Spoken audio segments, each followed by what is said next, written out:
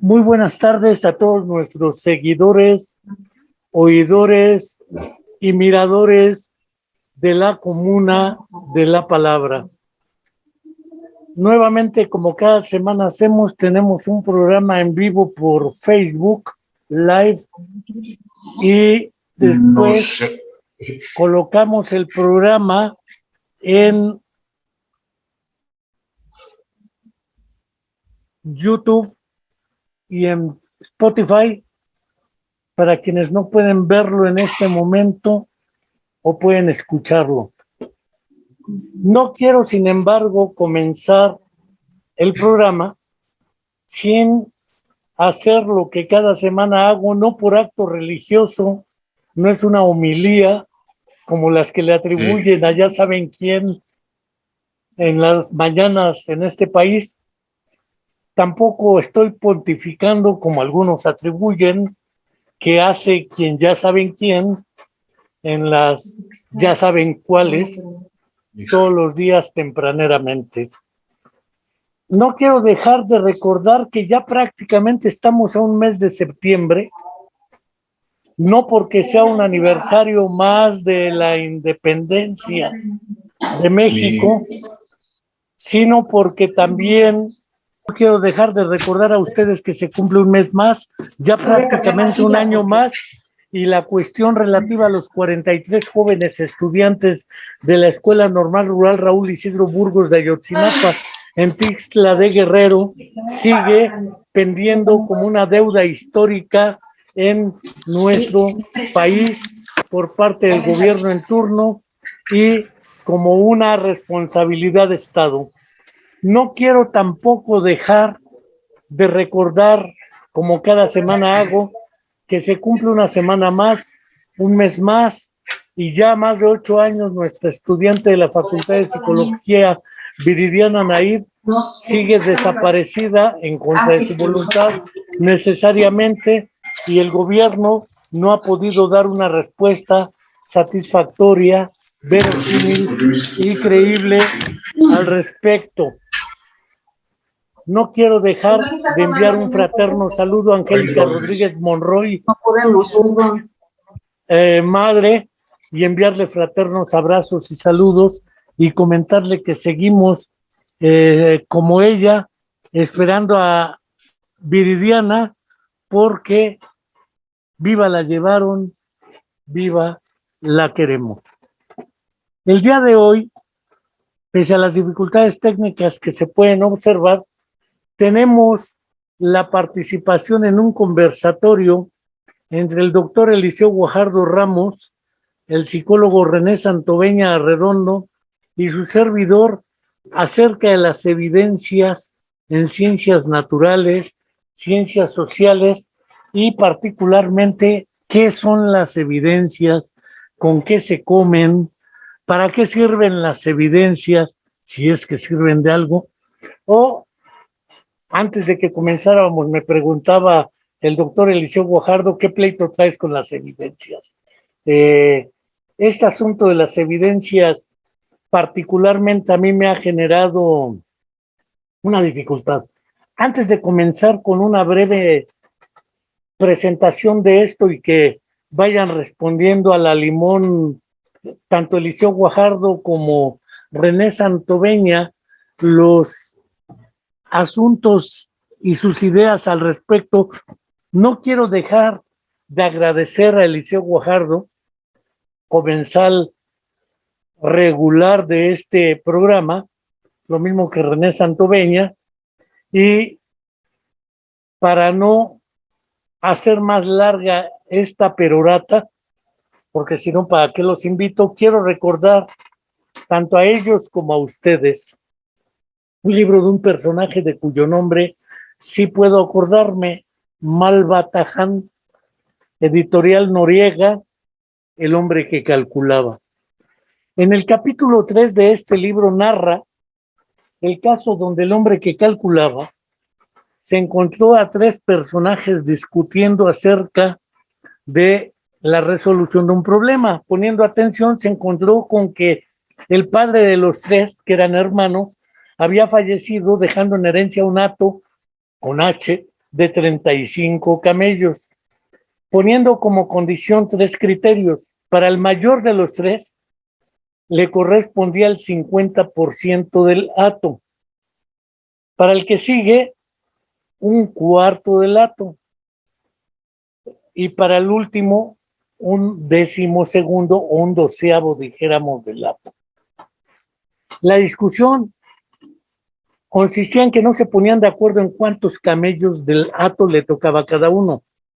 Cuando discutieron que por qué al mayor le iba a tocar de 35 camellos, no se podía porque el número 35 es indivisible entre 2.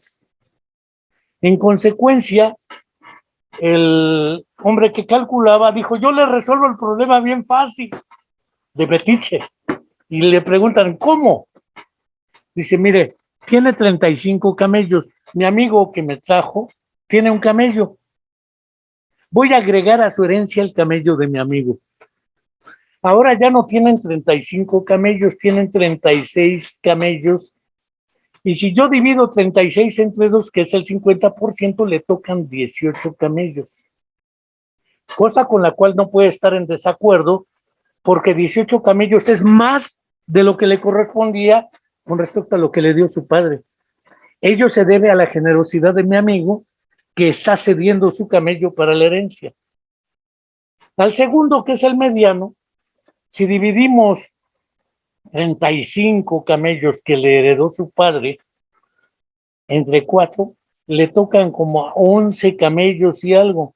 Gracias a la generosidad de mi amigo, al ser 36 camellos en herencia, ustedes ven el camello, ¿verdad? Es evidente que está ahí el camello, no cabe duda. 36 entre 4 toca a 12 camellos. Y el más pequeño, en tanto que le toca un 12º, 36 entre 12 le tocan 4, porque si fueran 35 le tocaban 3 camellos y fracción. Gracias a la generosidad de mi amigo, todos salen ganando porque tienen más de lo que les dio su padre. Todos estuvieron de acuerdo, pues les tocaba más de lo que ellos calculaban. Y el hombre que calculaba dice, bueno, si yo sumo 12 camellos, ¿sí? Más 18 son 30, más 4, 34, le sobra un camello y el camello que les dio mi amigo. Justo es que me regalen el camello por haber resuelto el problema. Todos dijeron, es muy justa tu petición, hombre sabio, y le dieron el camello. Yo cuando leí el cuento no me pregunté cómo le hizo para resolver el problema. Me pregunté para qué carajos agregó el camello. Yo creo que él ya sabía el resultado. Es decir, el resultado verdadero y efectivo del problema, él lo sabía, pero los otros no. Entonces él presenta una evidencia para que los que no saben acepten como válido el argumento del que sí sabía el resultado.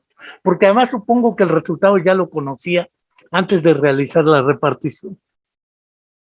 Luego entonces, para mí el asunto del camello de más es un asunto de una evidencia. ¿Para qué sirve ahí la evidencia?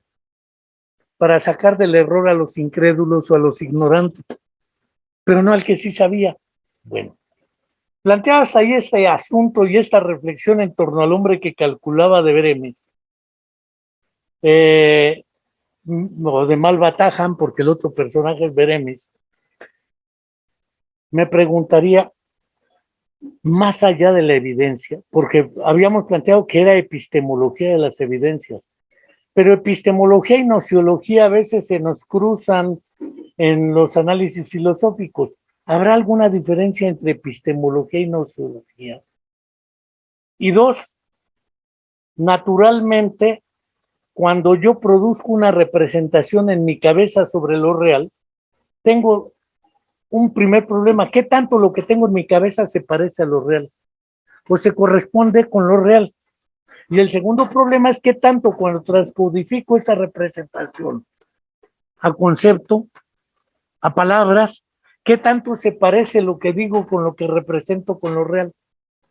Debe haber una distancia entre lo representado, lo representable y las palabras con las cuales lo refiero. ¿Cómo resuelvo esos dos problemas? ¿Y qué papel juegan ahí las evidencias en este fenómeno? Porque si no, parece ser que ahora que vivimos la psicología basada en evidencias, la medicina basada en evidencias, la ciencia basada en evidencias, cuando empezaron los investigadores científicos pensaban menos en las evidencias que en resolver problemas. La evidencia parece ser más de nuestra era, no lo sé. Cierro mi boca y mientras se integra el buen René Santoveña, aquí un experto en epistemología genética, además, Eliseo Guajardo, podrá iluminarnos un poco con su sapiencia. Adelante, Eliseo, y gracias. No te oímos. Tu micrófono, por favor. Muy interesante con lo que inicias, pues es como una fábula, ¿no? Lo que nos pone este autor árabe. Y resulta que los números, no todos son iguales, aunque pareciera que nos estamos refiriendo a lo mismo, porque el número de los porcentajes es un número que le llamamos número racional.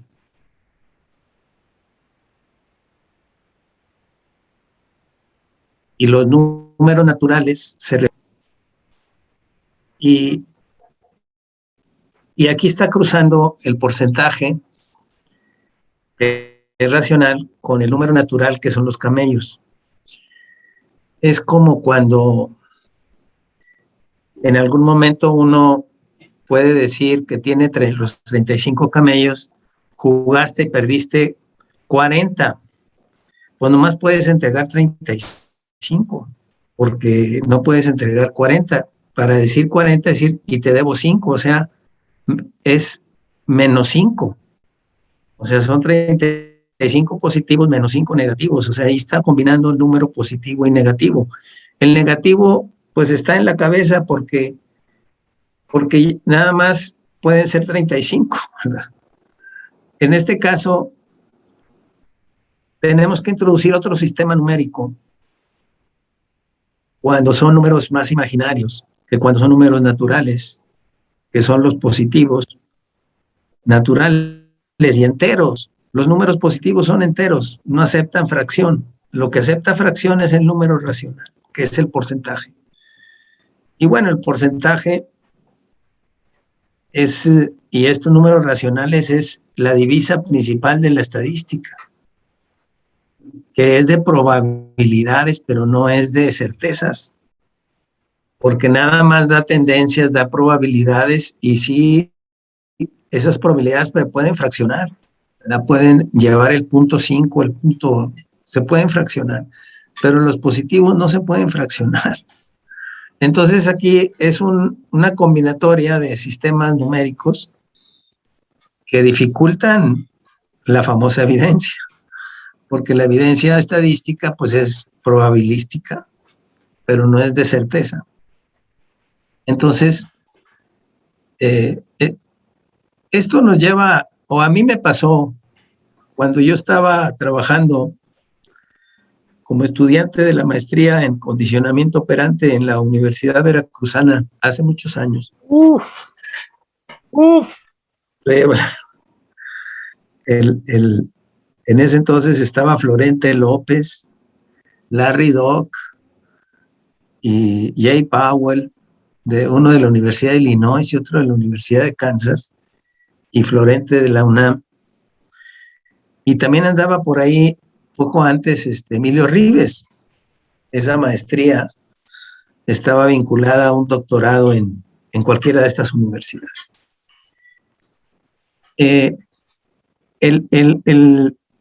La teoría skinneriana del conductismo se precia de ser la más objetiva teoría científica de la psicología. Que toda la objetividad es lo que prevalece y que habla de conducta porque es la que está visible, es la que se puede verificar, es la que estás palpando, estás siendo testigo de la conducta y no de la conciencia ni de procesos internos, la imaginación, la representación, todos esos procesos no los reconoce, reconoce la conducta. Y entonces lo que hace es contar la conducta. Y cuenta la conducta, y para ser más precisos, cuenta las respuestas. O sea que la conducta es muy, muy amplia. Mejor va a reducir, a definir la respuesta y contar las respuestas. Las respuestas que está contando sí pasaron, sí están ocurriendo.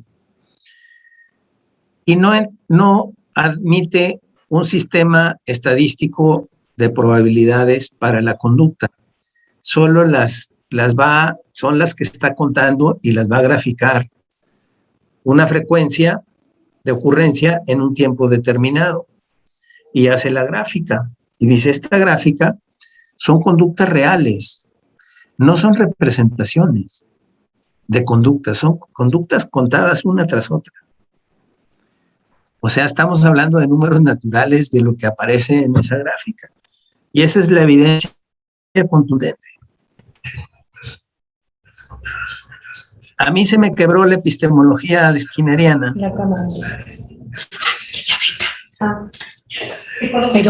Pero sí necesita, no se oye lo que él dice. ¿Aquí no tienes abierto? ¿No tienes bocinas para que se oiga abierto? Es que no se oye. Síguele. Se me quebró la epistemología skinneriana cuando en el laboratorio de las ratas que teníamos ahí, laboratorio de ratas, para hacer los programas de reforzamiento y de castigo y todos los programas que son súper científicos, según la teoría skinneriana. Me encuentro un cronómetro decimal. Los cronómetros son sexagesimales porque te miden, ¿verdad?, los minutos. Pero el decimal no te mide los minutos, lo parte en lugar de 60, lo pone en 100. O sea que va a dividir el tiempo en fracciones más pequeñas, pero el tiempo es el mismo, de 60 o de 100, es igual, porque el tiempo real es el mismo, nada más que lo vas a seccionar en más partes o en menos partes. Si tú graficas con un cronómetro decimal, te sale una curva, y si lo graficas con el cronómetro decimal, el sistema decimal, te salen, como son más pequeñitos, te sale una curva distinta, porque estás midiendo el tiempo con sistemas de medida distintos. Entonces, eso que quiere la teoría conductista, ser súper objetiva, resulta que la gráfica sí es una representación. Y entonces dices, bueno, entonces, ¿dónde está la objetividad si hay una representación? Si estás viendo lo real, y depende del sistema, se te modifica el dato. Entonces la evidencia se modifica. Siempre la evidencia va a estar en el marco del sistema de medida que tú adoptes. Entonces el sistema es el que está a prueba, no la medida en sí misma. Entonces eso a mí me hizo ver que el conductismo no era más objetivo que cualquier otra de las teorías, porque se preciaba de ser el más objetivo de todos, y resulta que no. ¿Y por qué? Porque el sistema de medida varió, cambió. Entonces, pues ni el conductismo, todos tienen sistema de representación. Entonces, ¿por qué rechaza la estadística en aras de la objetividad, y de una objetividad que tampoco es la objetividad como si estuvieras viendo la conducta misma? A fuerza, la contabilidad de las conductas va a un sistema numérico que es un sistema de representación. Y entonces la representación pues pues es algo que es un sistema cognitivo, no es una conducta observable y visible, o lo que está visible siempre sería una representación. ¿Cómo ven? Eso me pasó con la teoría conductista. Y no fue que otra teoría me convenciera de que la teoría conductista estaba mal, sino que dentro de la misma teoría, una contradicción interna en la teoría hace que se quiebre la teoría, que es diferente a que pases de una convicción a otra convicción, sino que dentro de la misma teoría se revienta, ¿sí? Y entonces tienes que hacer una búsqueda de otras evidencias o de otras certezas o de otras condiciones, que esas ya no son, porque ya se quebraron. A ver, René Santoveña, buenas tardes. Sé que tenías problemas técnicos, pero ya están resueltos para fortuna de nuestros seguidores y de Eliseo y mía. Te comento que comenzamos con la referencia al capítulo 3 del hombre que calculaba de la distribución de una herencia de un hato de 35 camellos entre 3 hermanos, mayor, menor y mediano. Y porcentajes que les tocaban: 50% al mayor, el 25%, o digámoslo así, un tercio al de en medio y un doceavo y nunca podían resolverlo. Planteando ahí, decía que el hombre que resuelve el problema agrega un camello y dice: ya no son 35, son 36. Está resuelto el problema. 18, 12 y 4. Pero dan 34 y le sobra un camello. Regálenmelo, porque resolví correctamente. Además, les di más de lo que su padre les dejó. Por lo tanto, les esquilma un camello, agrega otro, pero yo supongo que la pregunta que me hacía en ese tiempo que lo leí: ¿para qué carajos agregó el camello? Él ya sabía el resultado, o era necesario el camello para él entender el problema. O dos, era necesario el camello para hacer entender a los que no entendían, a los ignorantes, a los incrédulos, y agregaba el camello como una evidencia fenoménica para que vieran que no había trampa. Pero ¿necesitaba el camello para resolver el problema? Yo creo que no. Por eso comenzábamos con el asunto de las diferencias entre epistemología y nociología, porque el hombre que calculaba ya sabía cómo resolverlo, es más, ya sabía el resultado, es más, ya sabía que les iba a esquilmar un camello. Pero ¿para qué agrega el otro? Para mostrarle a los que no saben. Esa es la función de las evidencias. Cuando Karel Kosik comentaba con Eliseo, habla de que la evidencia es distinto a lo esencial de las cosas, porque si todo fuera transparente para el ser humano, no habría necesidad de evidencias.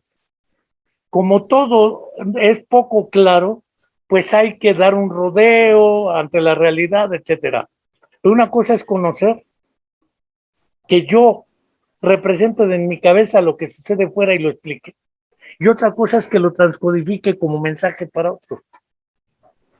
¿Qué papel juega la evidencia en esos procesos? Yo creo que nociología y epistemología tienen niveles de análisis distintos. Yo sé que tú tienes una formación más epistémica y filosófica.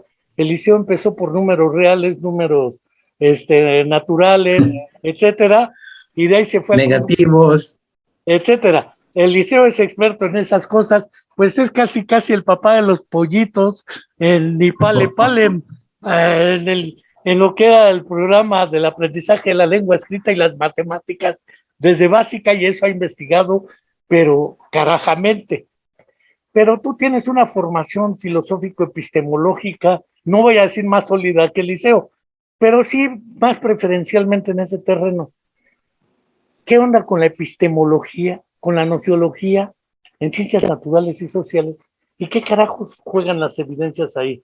Adelante, René, si no me callo, me alcanzan.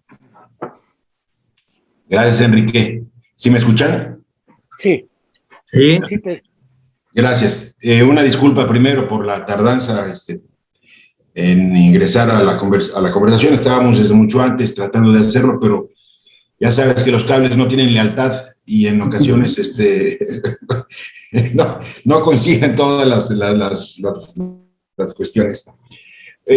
Antes de entrar al problema tal como lo abordas, lo primero que debo de decir es que me intrigó muchísimo al que así de buenas a primeras nos convocaras a Eliseo y a mí a este conversatorio con este tema y después nos mandaras una serie de notas para tratar de precisar. Y yo pensé, bueno, que se le acabó la ciencia a Enrique, se le rompió la ciencia, ¿a qué viene este conversatorio cuando, pues, como que te había salido un poco de los esquemas que sueles compartir? Yo le decía a Enrique, ¿qué pleito traes con las evidencias? Sí, Para con la ciencia, entender por el eso le cayó problema. la ciencia, Eliseo, y entonces dije, bueno, pues vamos a ver. Pero sí me inquietaba, bueno, ¿y qué le pasó a Enrique, no? Para que esto surgiera de repente. Entonces, me puse pues a darle vueltas a asuntos que hace mucho que no abordaba, pero que de todos modos ha sido muy interesante. Y navegando ahí por internet, me encontré con un libro de un autor español, cuyo apellido es Domingo Comas Arnau, que se llama ¿Qué es la evidencia científica y cómo utilizarla? Después les paso la liga para que la podamos realizar, ¿no? Etcétera, etcétera. Pero lo que me interesa compartir con ustedes es otra metáfora con la cual inicia este libro y que sería, digamos, Enrique, un modo distinto de incorporarse o introducirse al tema, que pudiera ser una manera semejante a como nos compartes el tema de la suma de los camellos. Voy a darle lectura a cómo inicia este texto. Dice: afirma un proverbio, por supuesto viejo y originario, de un lugar sabio y exótico. La experiencia del mundo nos permite diferenciar entre tres clases de exploradores del saber. El primero busca con ahínco un gato negro en una habitación oscura. El segundo busca sin éxito un gato negro que además no está en la misma habitación oscura. El tercero no busca el gato porque no cree que exista, pero se permite gritar bien alto y muchas veces lo encontré. Este último se está convirtiendo en el protagonista del saber, en un héroe tan reconocido como mediático que ni siquiera necesita mostrar el gato negro que se supone ha descubierto. ¿No? Y entonces, bueno, de aquí da inicio al texto. El autor, debo decirlo, es un autor que se reconoce con una afiliación cercana al empirismo lógico, ¿no? Entonces, vamos a ver ahí en el texto referencias al Círculo de Viena, por supuesto, a Quine, a Frege, por supuesto a Alfred Ayer, por supuesto después a Popper, y efectivamente nos plantean en el texto que en principio este asunto relacionado, el que tiene que ver con la idea de las evidencias, en su origen, en la filosofía platónica, en la filosofía de los griegos, era más bien el asunto de la verdad, ¿no? Cuando llega el pasado del Renacimiento y tenemos a figuras estelares como Galileo, como Bacon, como Kepler, viene el asunto respecto a la idea de la idea de la inducción, o de la idea de la observación ligada a la inducción. Y después ya avanzada la ilustración y la modernidad, entre Hume por un lado y Kant por el otro, estarían haciendo el caldo de cultivo para que surgiera la idea de la evidencia, ¿no? De acuerdo al texto que nos comparte, que les comparto de este autor. Y entonces, entre lo que sería el saber, perdón, la verdad, para trasladarse ya pasada el Renacimiento y la modernidad al asunto de la evidencia. Pero, en realidad, una ciencia que estaba suficientemente bien asentada al principio del siglo XX y que empieza a tener un conjunto de dificultades y de complicaciones cuando surge la mecánica cuántica, cuando surge la teoría de la relatividad, marca el cisma con respecto al tema de la inducción.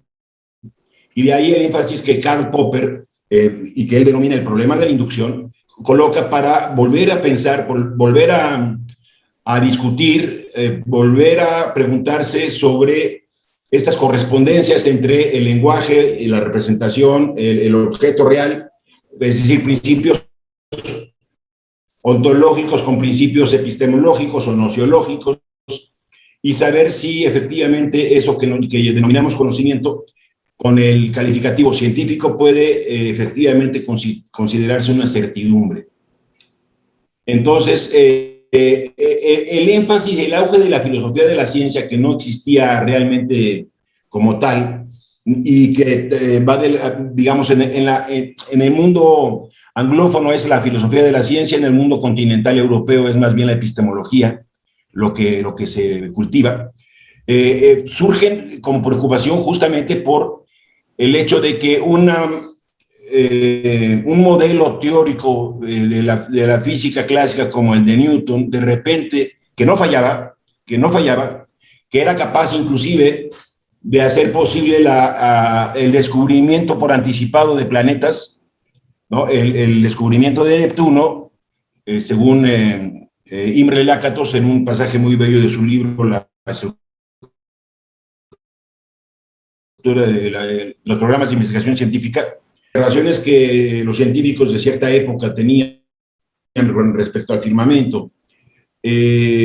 Había anomalías que no podían explicar en torno al movimiento de los cuerpos en las órbitas alrededor del Sol, y trataban de explicar por qué no ocurren como debiera de estar ocurriendo.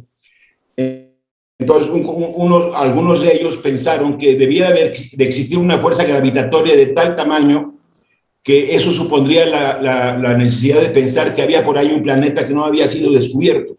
Pasados los años, calcularon, bueno, si nosotros suponemos que estas curvaturas y estas deformaciones en el movimiento de los cuerpos celestes se da de esta manera, debe de ser posible que en este espacio, en este punto en el espacio, si nosotros tenemos un telescopio suficientemente preciso, tendría que ser visible un planeta de tales dimensiones, y apareció Neptuno, ¿no? Es decir, esto lo pone, voy a añadir quizá por mi urgencia de haberme incorporado tan tardíamente, voy a añadir aquí un elemento que me parece que es muy importante en esta diferencia que también nos estabas convocando, Enrique, entre ciencias naturales y ciencias sociales, que es el hecho de la predictividad.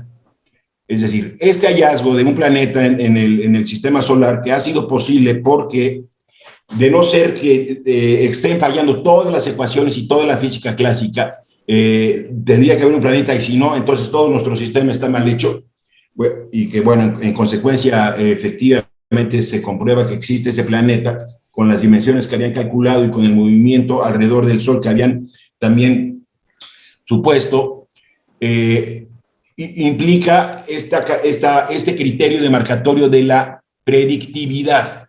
Es decir, no es que estoy viendo eso, sino que aseguro que voy a ver eso, ¿no? Y es más, puedo describir cómo se va a comportar su movimiento de eso que no existe todavía, y que si se coloca el telescopio con tal dirección, etcétera, etcétera, tendría que aparecer.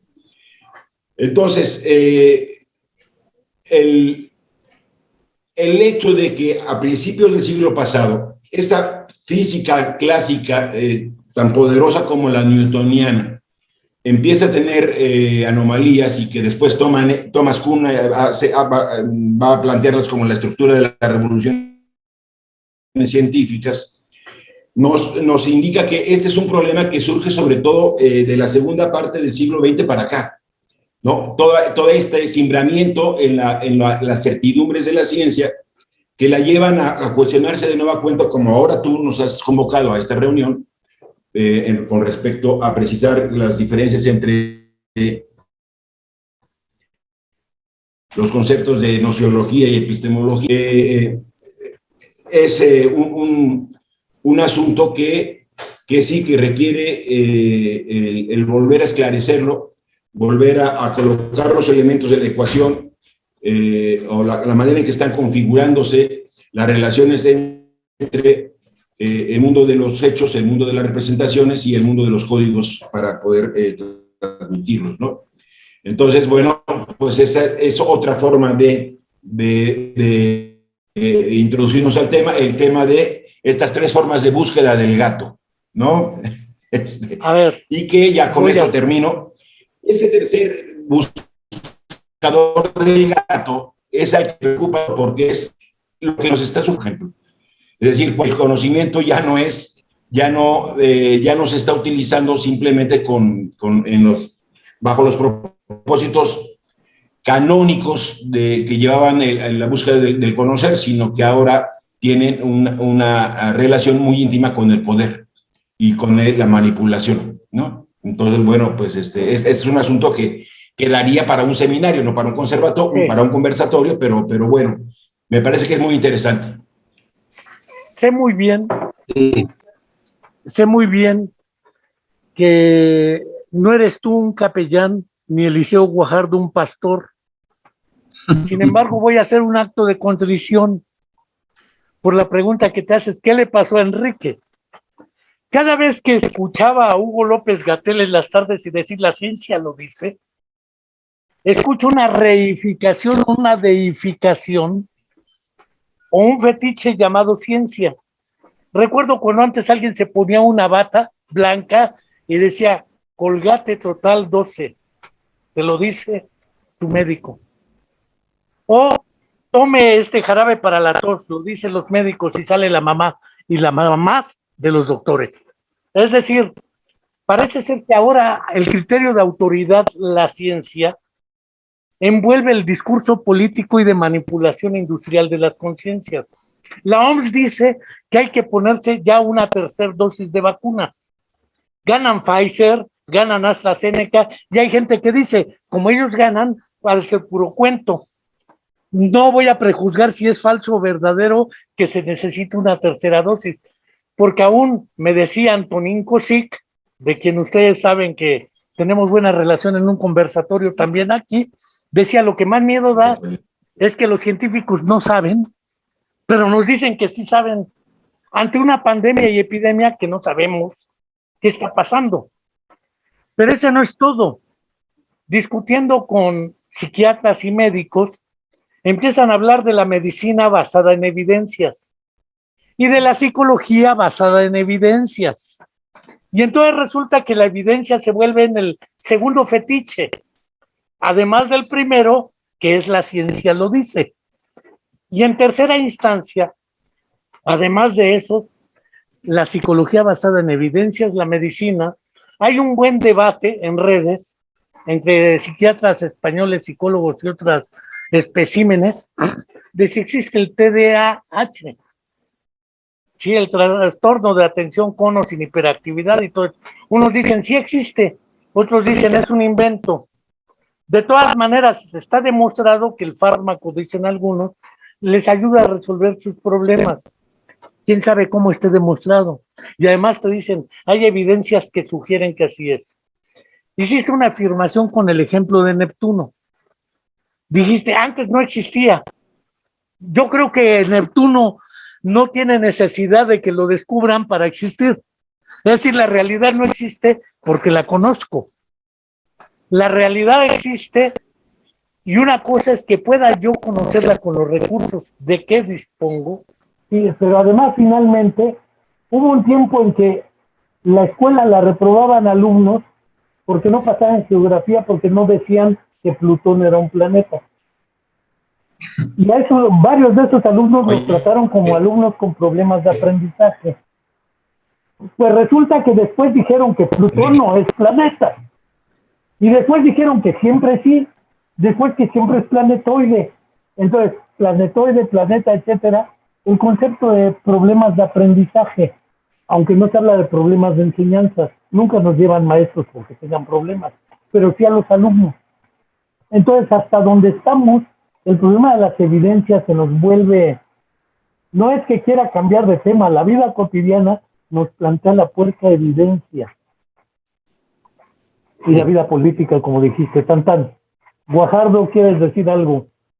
Son varios temas, pero pues tú sabes que la epistemología, como muchas ciencias, incluyendo la psicología, eran terreno de la filosofía, no de la ciencia. Según esto, porque hubo un laboratorio, ya se hizo científica la psicología, según esto. Sí. O sea, que ya tenía evidencias. En Leipzig, Alemania, en 1879, ¿no? Y ahí, pues, más contundente que los aparatos de laboratorio, pues, daban toda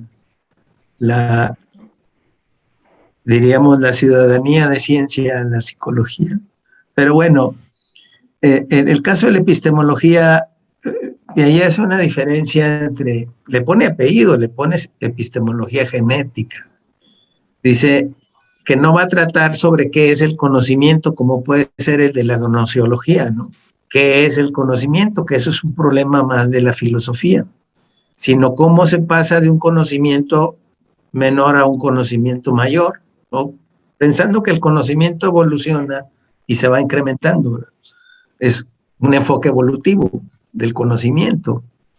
Y ese sí tiene que ser una explicación científica y ahí ya le pone ciencia a la epistemología. Pero como bien dice René, no en todos lados ese concepto es válido de epistemología porque depende si es el mundo anglosajón o el mundo más latino, más el francés, por ejemplo. Antes había congresos de lengua francesa de psicología, o sea, que tenía que ver el idioma en que se hacía el trabajo, o por la comunicación, no tanto porque fuera otra ciencia. Pero bueno, y ahí ya cambia el enfoque en este caso de la epistemología. Cuando tú metes a López-Gatell, bueno, pues es muy mediático el tema, pero pues es un tema de epidemia y de poblaciones, y que entra otra vez lo que decíamos, la estadística y las probabilidades, no las certezas, porque es de probabilidades.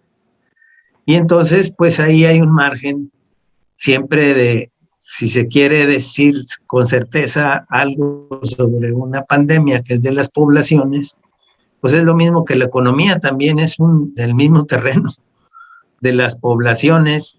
Y todas las predicciones económicas, pues también sabemos que fallan, porque son probabilísticas, no son de certezas.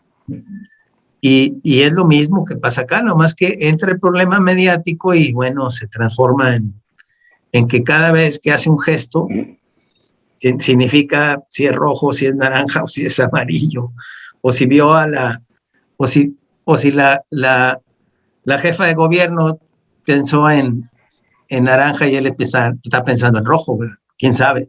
Ese tipo de cosas entran en otros temas, pero lo que me quiero referir es que es de probabilidad. Y bueno, al final de cuentas, las certezas de la ciencia, pues también se consideran de probabilidad, porque ya no son las certezas definitivas, plenas, sino que son verdades provisionales. El tema de verdad, yo creo que es un tema que introduce aquí René muy importante y que entra en la lógica, ¿verdad? Pues las tablas de verdad, o sea que debe tener lógica la evidencia para que sea verdadera en todo caso, ¿verdad? No puede no tener lógica, pero esa lógica como la aplicas en cada disciplina.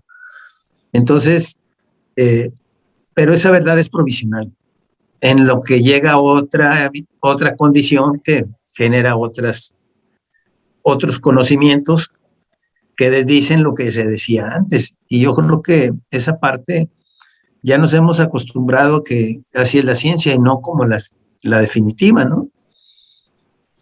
Ese es el tema, sí.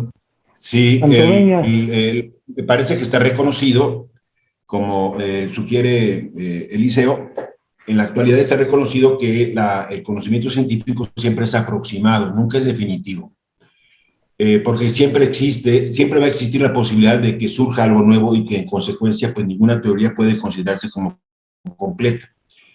Ese es, digamos, uno de los aspectos que son prácticamente reconocidos en el mundo de la práctica y de la actividad científica. Ahora, quiero insistir en el asunto el problema de la inducción, porque está ligado con el problema también de la verificación, y que es el asunto en donde pone el interés Karl Popper. Es decir, para Popper no puede plantearse la posibilidad o la verosimilitud de que exista una ciencia cuyo reposo sea la verificación, porque eso significaría entrar en una lógica dentro del plano inductivo, y lo que plantea Popper es, y eso lo sabemos todos, por más cisnes blancos que se pueda señalar que la experiencia nos ha mostrado que son en Australia, en Perú y en Canadá y en Groenlandia, todos somos blancos, cuando aparezca uno negro, se cae todo el edificio del conocimiento, ¿no? Entonces, lo que hace Popper es invertir por completo el planteamiento, aunque en su momento fue muy reconocido, ahora ya tiene muchas objeciones, es la idea de la falsación. Es decir, lo importante es saber si una teoría de antemano está dispuesta a abandonar sus supuestos, reconociendo de antemano en qué casos, si ocurriera tal y tal cosa, yo tendría que abandonar mis argumentos para decir sí, esto que estoy planteando no tiene la posibilidad de certidumbre como habíamos llegado a suponer. Es decir, el carácter de un conocimiento científico es, en principio, que debe ser falsable. ¿Y qué tan resistente es un cuerpo teórico a resistir las falsaciones? Es lo que lo hace cada vez más sólido. Digámoslo, la teoría de la relatividad de Einstein es uno de los cuerpos teóricos más altamente falsables, pero más resistentes a ser falsable. Por eso es que se le reconoce tanto, por eso es que es un modelo añorado en muchas esferas de otras ciencias que no sean la astronomía y la física, y que me parece que ahí es quizá uno de los problemas de pecado original que hacen que supongamos que todos los conocimientos tendrían que ceñirse a imagen y semejanza de lo que ocurre en un ámbito como el de la física y el de la astronomía. Entonces, el punto de la idea de la falsación lleva a Popper a plantear que es que más que bajo una lógica inductiva, la ciencia es efectivamente hipotético-deductiva, y en la medida en que se establecen un conjunto de explicaciones bajo un conjunto de reglas y de normas y de criterios aceptados por una comunidad, y que efectivamente estos resisten a la falsación, que pueden ser considerados como los más completos, son los que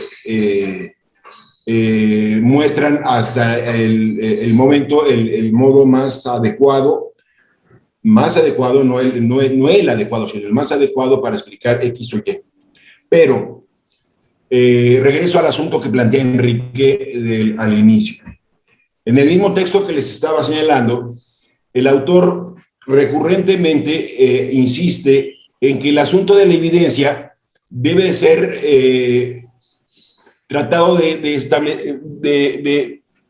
que se formulen cuáles serían los criterios de demarcación para considerar que eso de la evidencia efectivamente está siendo cumplido por X o Y teoría, porque de otro modo aparece, por ejemplo, en los últimos años, discursos, por ejemplo, como el espiritismo basado en evidencias o la cienciología basado en evidencias, ¿no? Y entonces después puede venir la magia basada en evidencias. ¿no? Etcétera, etcétera, etcétera, en el sentido de que bastaría con invocar la palabreja evidencia para entonces tratar de creer, efectivamente es una certidumbre. Pero, entonces, ¿cuál sería el modo de poder tratar de resolver esto? Bueno, establezcamos de antemano cuáles serían esos criterios. El autor del libro al que les hice referencia, Comas, establece 7 parámetros o 7 grandes criterios para que respecto al asunto de la evidencia podamos tener, por ejemplo, él que aparentemente es un supervisor de políticas públicas en el ámbito de la salud, pueda saber si efectivamente es una selección de evidencia o es una evidencia científica lo que está ocurriendo efectivamente. Y por eso es que plantea los 7 criterios que ya no nos daría tiempo de abordar en la emisión, porque la emisión es, entiendo, desde 1 hora y faltan 5 minutos, pero que los podemos incluso, si quieren, se los comparto el texto y quizá en otro momento poder retomarlos. Simplemente si les parece, muy rápidamente les digo, esos criterios son los siguientes. Simplemente los enuncio, ¿eh? Sí. El estándar número 1, utilizar el principio empírico de inducción generalizada. El 2, bases muestrales representativas y pruebas estadísticas adecuadas. El 3, contraste entre diversos métodos para evitar la aparición de respuestas y conclusiones sugeridas, insinuadas o esperadas. El 4, resulta imprescindible mantener un adecuado control en el trabajo de campo para garantizar la aleatoriedad y la representatividad de los procedimientos muestrales. El 5, las hipótesis formuladas y los hallazgos obtenidos deben sostenerse sobre un modelo racional y teórico explícito. El 6, la evidencia debe ser adecuadamente valorada y comprobada con métodos e instrumentos propios de la evaluación por parte de los propios profesionales que realizaron la intervención. Y el 7, la evidencia aportada debe respetar los criterios lógicos de falsabilidad, ¿no? O sea, como ustedes pueden ver, bueno, tendrían que estar articulados entre sí estos 7 estándares o principios para distinguir o demarcar aquello que puede ser considerado como pseudocientífico de otro que pudiera ser calificado con ese carácter de científico. Pues se trata de sistemas. Antes, Guajardo, no cabe duda que esto puede durar más de 1 hora, hora y media, alcance.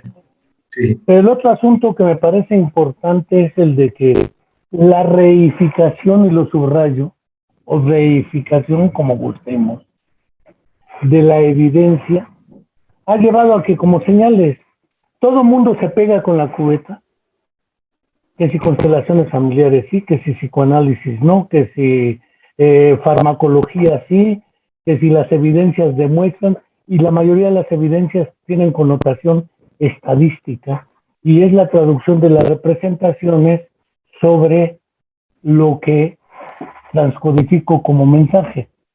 El problema en la práctica clínica, sea psicología, o sea psiquiatría, o sea neurología, etcétera, es que se habla de entes como si realmente existieran cuando son interpretaciones del clínico que atribuye. Por ejemplo, si yo leo algunos criterios tipo DSM o CIE 10, 11, que ya viene, ¿sí? Tiene un conjunto de conductas altamente disruptivas. ¿Y esto quién lo determina? Y más cuando se trata de niños, porque al niño no va, lo llevan. Y quien informa son los padres o los maestros que pidieron que al niño, no te estoy contando algo que no conozcas, René, o que el liceo no conozca, o que muchos no conozcamos. El problema es que cuando aparece así, el diagnóstico es que tiene un trastorno del espectro autista, santo remedio. El maestro puede decir, ahí está la causa del problema escolar. Es decir, la evidencia se convierte en la justificación de la toma de decisiones de otros. Y en la actualidad, la práctica clínica se ha escindido en 3 niveles. 1, la microconcentración en tareas. Está el retinólogo, está el diabetólogo, y está además el cristanólogo para atender lo que antes atendía el oftalmólogo. ¿Sí? La formación médica ultra especializada. Y no hablo de neuropsiquiatría infantil, neuropsiquiatría del adulto, de la demenciación, y cada quien agarra su parcelita y se olvida de lo demás. El problema de fondo sigue siendo una atomización. Y dos, aparece una práctica que antes no era la práctica clínica, sino la práctica teórica. Ahora tienes que investigar, publicar, tener perfiles académicos, toda esa historia que conocemos en las universidades y en los centros de investigación, que se vuelven arneses y mecanismos de control que no están buscando el conocimiento, sino están buscando la regulación. Pensemos el diario oficial de la Federación diciendo: a partir de las 2 dosis y 15 días, ya las personas que lo hicieron ya no son un riesgo para el COVID. Pues si lo dice el diario oficial de la Federación, espero que las variantes del COVID le hagan caso al diario oficial de la Federación. Porque además la OMS les dio los datos, según ellos, de que así es, aunque no se ponen de acuerdo todavía. Pero ya hay decretos que dicen qué hacer.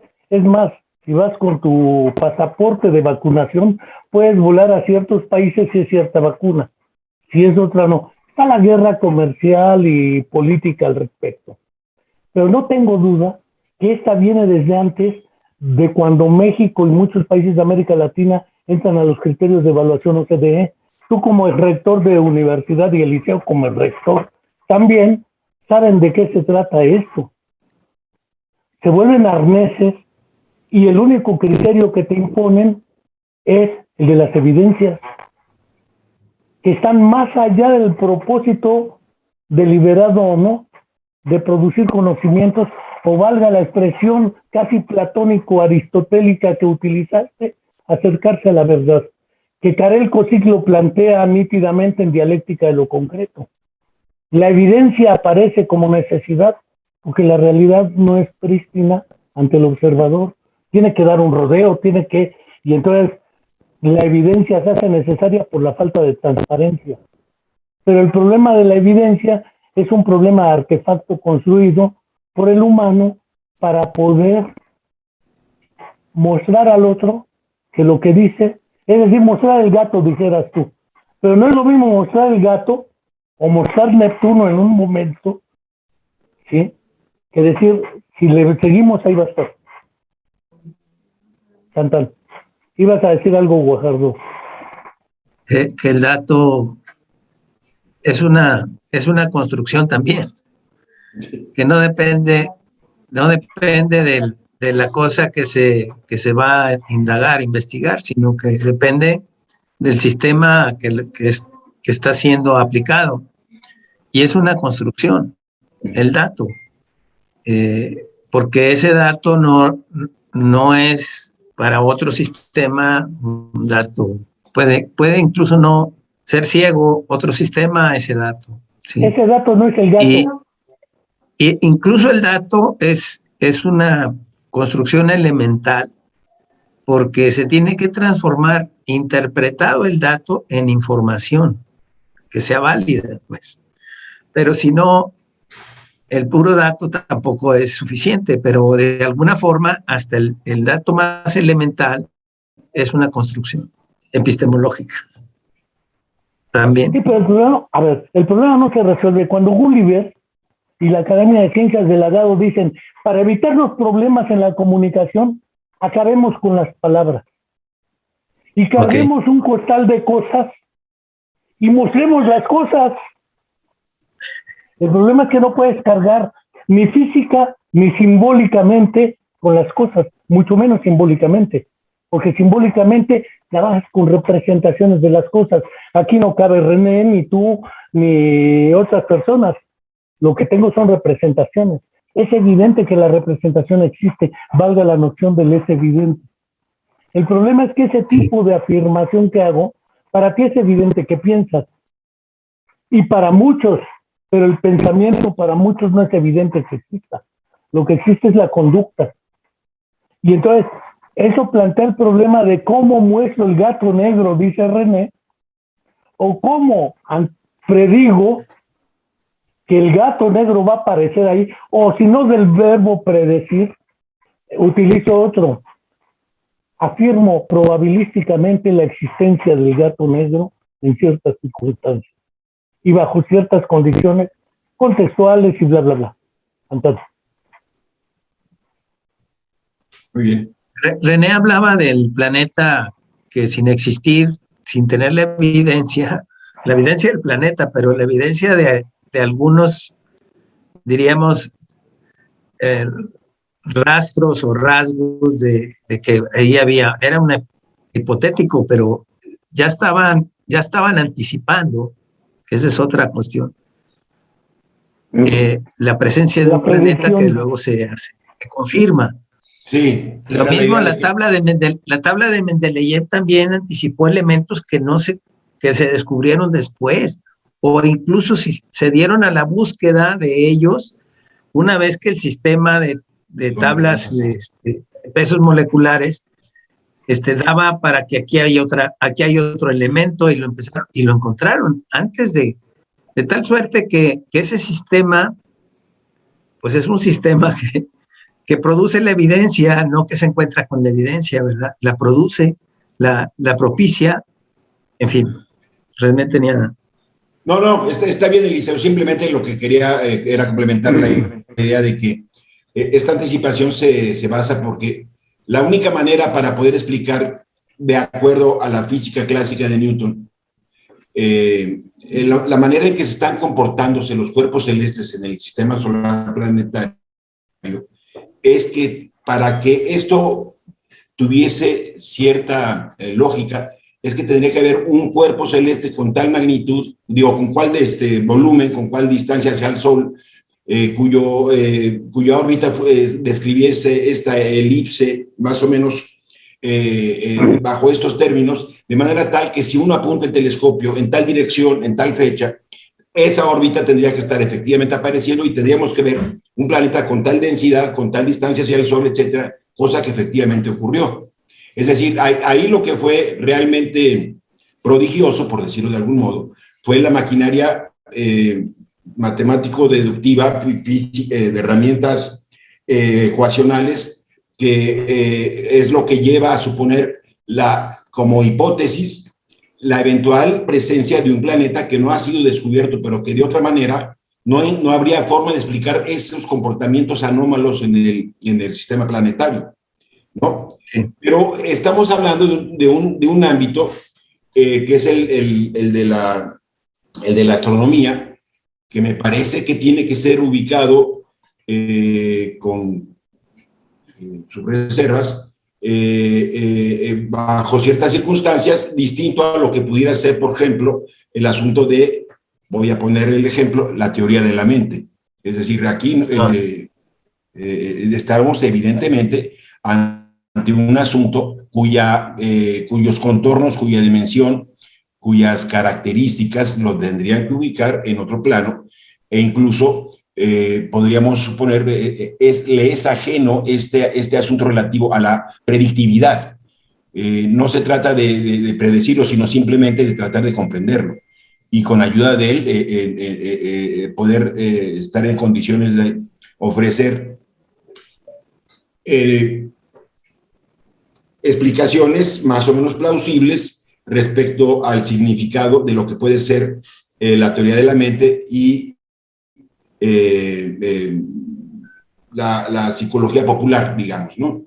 Entonces, sí. Me parece que esta otra demarcación que había hecho Enrique también me parece que, como quiera que sea, aun y cuando la ciencia tiene que tener principios generales, sí me parece que los ámbitos en donde la misma se aplica, sí tiene sus elementos de singularidad que uno debe estar alerta al respecto, ¿no? Muy bien.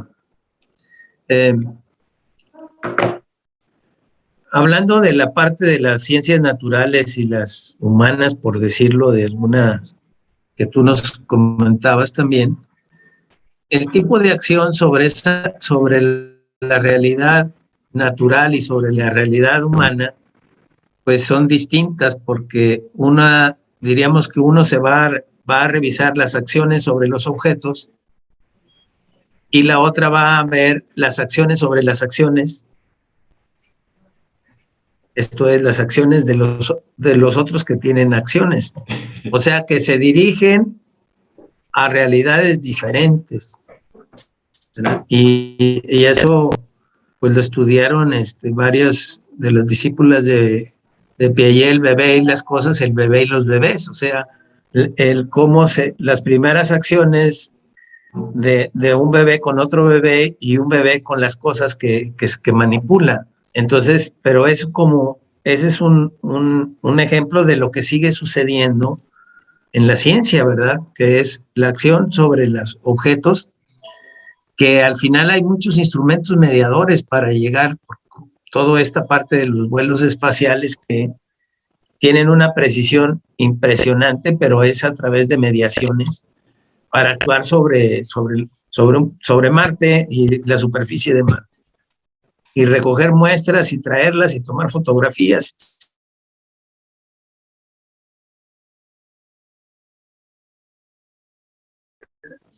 Que no estén en Marte, pero siguen siendo acciones sobre los objetos. Y eso tiene una forma epistemológica que es distinto a las acciones sobre las personas, como dice René, con relación a la teoría de la mente, que es qué creo que piensa el otro, ¿verdad? De tal manera que, permíteme,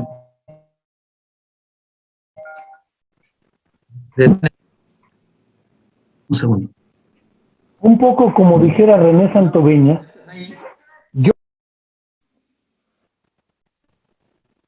es una cuestión distinta de cuál es la representación que tiene la persona sobre lo que piensa la otra, o cómo vamos a anticipar lo que está pensando. Son acciones distintas. Y es una epistemología diferente, desde luego. La particularidad de la psicología es que es natural y social al mismo tiempo.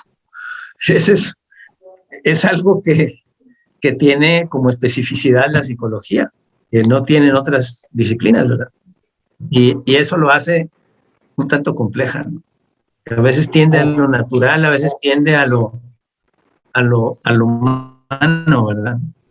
una vieja discusión desde Y por eso algunos autores clasifican a la psicología en las ciencias humanas más que en las ciencias sociales, porque las sociales tienen hasta más certidumbres que las mismas psicológicas. Pues sí, pero desde Comte estaba claro que él suponía que la psicología no era ciencia. Por eso el sueño Comte, está viciado, sí, que Boring... Y la sociología sí. La sociología sí, pero la psicología no. Y curiosamente por eso Boring, cuando hace una historia de la psicología experimental, supone que la psicología nace como ciencia desde el momento, y subrayo como ciencia, desde el momento en que Wilhelm Wundt funda su primer laboratorio de psicología experimental.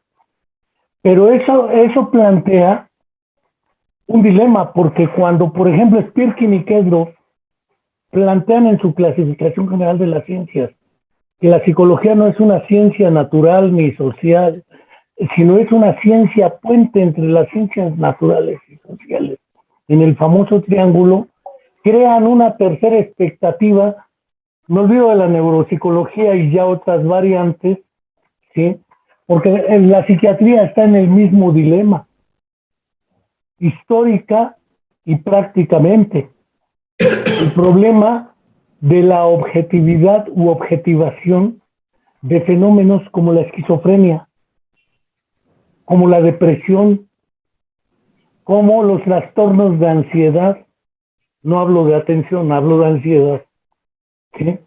Hablo de fenómenos donde efectivamente se hacen afirmaciones bajo el cobijo o la cobija o los espejuelos de la evidencia. Y es el problema que por ello me proponía tener esta charla hoy con ustedes, para que nuestros seguidores pudieran ir viendo que el problema de las evidencias requiere una profundización más amplia que la sustentación del criterio de autoridad, lo dice la ciencia. Y hay evidencias para ello, porque eso no nos conduce más que al dogmatismo otra vez y a la deificación o reificación de un nuevo fetiche, la ciencia que está ahí esperando a decidir quién hace o qué no hace, que es regresar otra vez a Popper.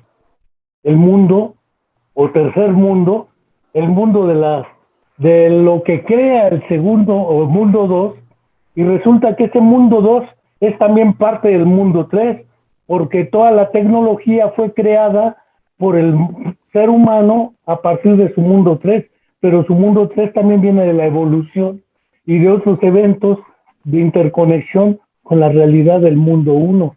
Entonces resulta que mundo 1, 2 y 3 en Popper se vuelven una calamidad. Y el problema es que a la hora de la falsación, o en el caso de Kuhn, o todavía de Larry Laudan, que lo recordaremos, cuando plantea, bueno, no hablemos de la ciencia, hablemos de tradiciones, de la investigación. Y en las tradiciones hay diferentes niveles de análisis. Pensar, yo recuerdo cuando lo decía René casi cómicamente, yo lo conozco un ingeniero que construya con la teoría de la relatividad un puente, aunque se les caen en la línea 12 del metro. No lo hicieron con teoría de la relatividad ahí, lo hicieron con otra serie de superterías, pero el problema es que con las leyes de las estructuras no las construyen sin entender a Newton. Y vamos, claro. No hablo de la teoría, con teoría de la relatividad y física cuántica, no veo cómo. Lo decía René casi cómicamente, hace años que lo puso de ejemplo, pero es un problema que nos conduce efectivamente a que ni es cierto que todo lo pasado queda como pasado, sea peor o mejor para el presente, ni que el presente sea mejor, porque también esa teleología evolutiva, el conocimiento de ahora sí nos permite demostrar que decimos esto. ¿Quién sabe? Adelante. Sí, pero hay que además ubicar en la perspectiva cultural de la cual nosotros estamos circunscritos. Hemos hablado del mundo anglosajón, el mundo continental europeo,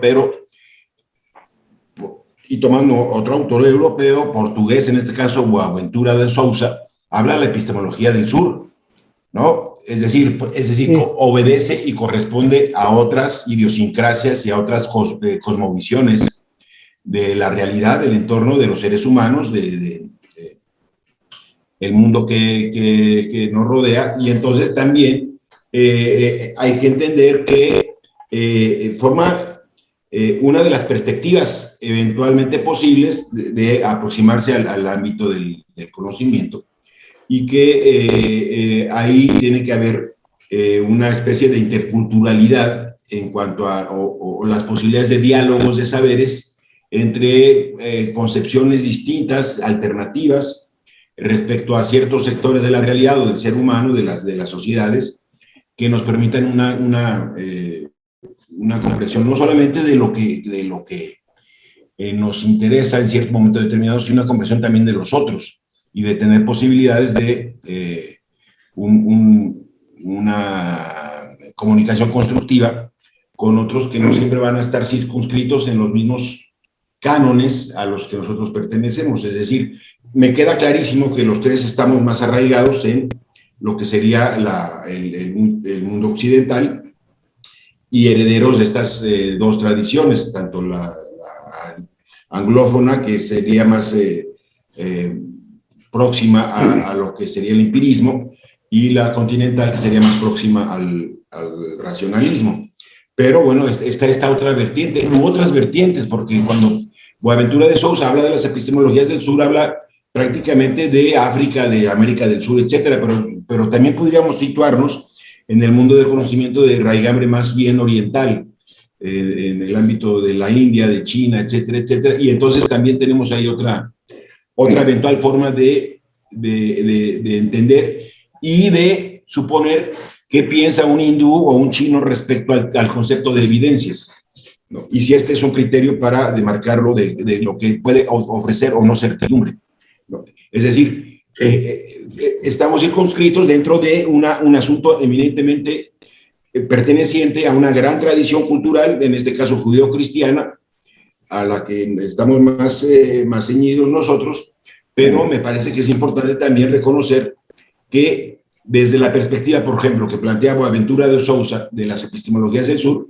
hay que también, por ejemplo, para tratar de entender la idea del buen vivir que se cultiva en Perú, en Ecuador, en Bolivia, etcétera, etcétera, desde qué aristas, desde qué planteamientos son formuladas y la manera de intercambiar y de acercarse al mundo, de interactuar con el mundo, a qué corresponde o a qué principios corresponde. Entonces también esto nos lleva a tratar de enfocar o más bien ubicar el asunto en una perspectiva cultural y de tradiciones, otra vez como quizá no en el sentido del aula, pero de las tradiciones del conocimiento en distintas esferas culturales. Sí, Es es curioso. muy... Antes Sí. de que, por ejemplo, acudamos a Boaventura de Sousa, pues me recuerdo muy bien a Jacobo Grinberg, Alejandro Chao Barona, Arturo Ornelas Lizardi, el mismo Iván Illich. El problema del conocimiento es que si no reconocemos esa diversidad histórico-cultural, valga el concepto que acabo de utilizar, ¿sí?, estamos perdidos en la pretensión de la imposición de un modelo único de representación y de explicación de lo real. Y creo que hay que abrir un poco más los espejuelos o cambiarlos o qué sé yo para considerar otros puntos de vista y romper con ese egocentrismo cognitivo que tanto criticó Piaget desde su epistemología genética. Guajardo, ibas a decir algo. Un poco en el hilo de lo que dice René de las tradiciones que hay que reconocer, esa pluralidad y cómo cada una llega pues a ciertas, diríamos, certezas. Está el caso de que se señala por Rolando García en Historia Social de la Ciencia, en Psicogénesis, Historia de la Ciencia, donde dice que los orientales llegaron antes al concepto de inercia, lo descubrieron antes que los occidentales, que es una noción tardía de la física y que es muy importante, que aun cuando técnicamente se trabajaba con la inercia, no se conocía cuál era su condición, ¿verdad? Era como intuitivo la forma en que se trabajaba, hasta que ya se descubren bien sus principios y se puede manipular entonces la inercia. Pero dice, en el taoísmo el mundo está en movimiento permanente y lo que hay que explicar es el reposo. O sea, cómo un objeto está en reposo si todo está en movimiento. Entonces hay que explicarlo y eso se dan a la búsqueda de eso. Y en el mundo occidental, de tradición greco-romana, de Aristóteles, todo está en reposo, lo que hay que explicar es el movimiento, por qué un objeto se mueve. Y entonces parten de puntos de partida diferentes, uno de ellos permite, los dos descubren la inercia, pero uno llega antes que el otro por tener otros principios diríamos, de observación y de evidencias, de acuerdo a de qué punto de partida estás tomando. Y seguramente hay los astrólogos de la UNAM están estudiando los sistemas, diríamos, de las mitologías, de los sistemas, de las culturas indígenas nuestras, y cómo explican algunos aspectos de la astronomía de forma muy interesante, y incluso a veces de algunas que llegan a observaciones o precisiones mayores a las que tenemos, pero han sido desdeñadas y no se han estudiado. Ahora se han ocupado de ellas y ahora explican, no nada más explicar que a través de ellas se explica la cultura de alguna de nuestras culturas, diríamos, originarias, sino que explican el mundo actual de la astronomía. Entonces, relativizar no solamente datos, sino sistemas, creo que es lo mejor que se puede hacer y no tener, como tú repruebas desde hace rato, esa versión única que se va a imponer o se quiere imponer. Pues eso no es posible, si no es a costa de un retroceso. Sí, es decir, cada una de estas formas o estas cosmovisiones de acercarse a la comprensión de los fenómenos de la naturaleza, del universo, de la sociedad, de uno mismo, podrían, válgase otra vez caer un poco en el círculo vicioso, podrían también considerarse como las ciencias normales, desde el punto de vista de Kuhn, en cada una de estas cosmovisiones. Es decir, hay un conjunto de planteamientos que explícitamente se deben de formular, que son compartidos por una cierta comunidad que se dedica, puede ser a la astronomía, o a la botánica, o al movimiento de los cuerpos, etcétera, etcétera, es decir, de la física, y que planteadas de antemano, con algunos criterios, permiten dilucidar o establecer la verosimilitud y la certidumbre respecto a aquello que yo estoy afirmando en torno a la realidad. En el caso de la tradición a la que nosotros estamos más afiliados, sin duda alguna, esta noción de evidencia ha cobrado muchísima importancia por criterios de evaluación.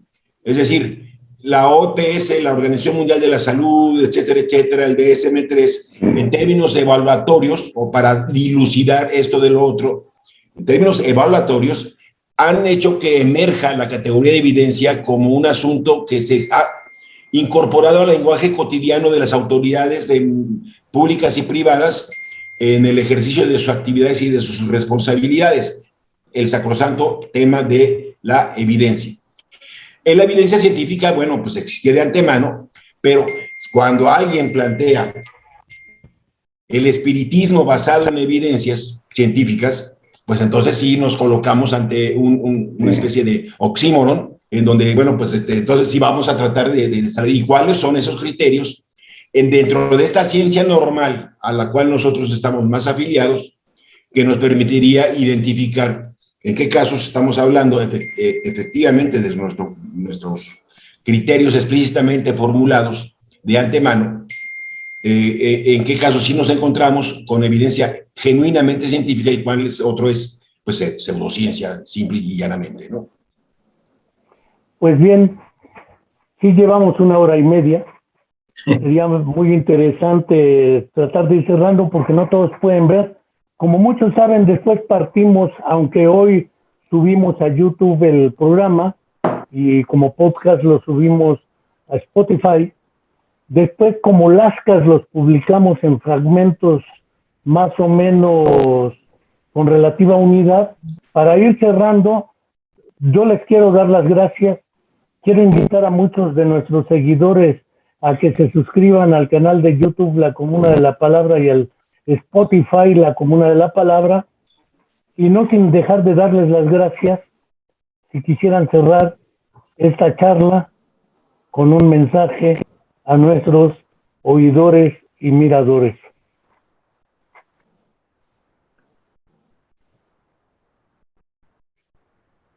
Muy bien. Pues adelante, René. Eliseo. Pues creo que pues, cada vez es más importante poner en consideración este tipo de temas porque pues permite ampliar el horizonte, pues no nada más de una actividad científica para los que investigan, sino también de una actividad profesional para que los que también realizan un ejercicio profesional y que se relativicen y que pues de alguna manera duden de sus certidumbres y estén a la búsqueda de nuevas condiciones. Eso sería mi mensaje final. Sí, muy asociado a lo que plantea Eliseo, me parece que creo que los tres compartimos,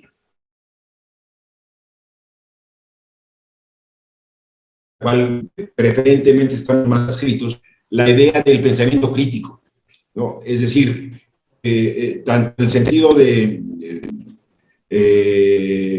Foucaultiano como el illichiano, marxista, etcétera. Es decir, dudar de los sacrosantos discursos que nos rodean y que nos envuelven y que nos doran la píldora, por decirlo de manera muy coloquial, y que la posibilidad de este gran instrumento que es la crítica que tenemos a nuestra disposición, valiéndonos de un sinfín de recursos para poder ejercerla, y que nos colocan en la posibilidad de sostener pláticas y diálogos como este, es, me parece que un instrumento que debemos de tratar de infundir en aquellos a los que hemos formado, a quienes compartimos proyectos o programas de formación, como el elemento fundamental para avanzar en este conocimiento siempre aproximado de los entornos en los que entonces, pues la verdad es que muy interesante lo que hemos comentado hoy. Pues muchas Muy bien. gracias a ustedes, muchas gracias a nuestros seguidores y hasta la próxima.